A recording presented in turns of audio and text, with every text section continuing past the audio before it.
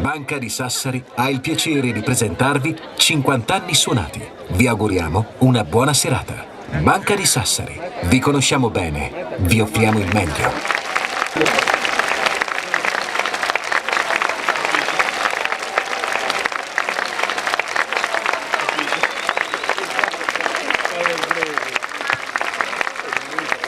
Grazie e benvenuti. 30° giorno di questi 50 concerti. Noi abbiamo una prassi cabalistica ogni pomeriggio prima del soundcheck.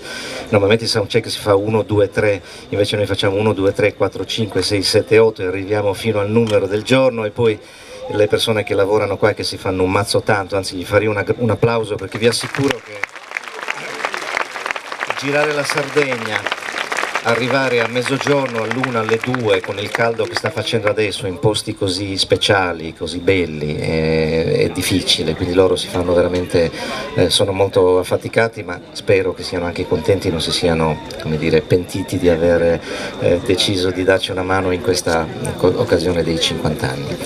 50 concerti in Sardegna, in 50 giorni di fila, con 50 progetti diversi, 250 artisti che vengono da tutto il mondo, per vivere una Sardegna diversa, una Sardegna fatta di gente, fatta di passione, di molto affetto che ci sta circondando veramente in questi giorni. Siamo al 30°, i tecnici sono affaticati ma sono contenti, noi siamo felicissimi dell'energia che ci viene resa attraverso i luoghi e attraverso il pubblico, quindi grazie a voi di cuore.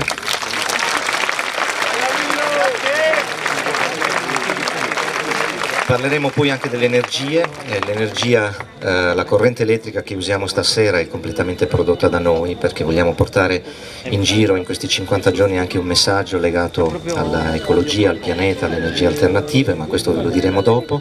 Volevamo ringraziare intanto l'amministrazione comunale con il sindaco Roberto Tola, l'amministrazione comunale tutta, l'assessore alla cultura Maurizio Ventroni, perché ci supportano, perché in realtà questi 50 concerti in Sardegna sono molto merito del coraggio e delle amministrazioni comunali, che sono quelle che non abbiamo avuto molti sponsor, speravamo di poter avere soldi dai privati, ma non è stato in realtà così, quindi le amministrazioni hanno fatto uno sforzo molto importante per poter sostenere questa iniziativa, che permette anche a voi di avere dei concerti gratuiti tutti i giorni, in posti così belli, così emozionanti, con dei musicisti così straordinari, quindi farei un applauso anche a loro. E poi un applauso speciale ad un musicista che tutti voi conoscete, che è Ludovico Einaudi.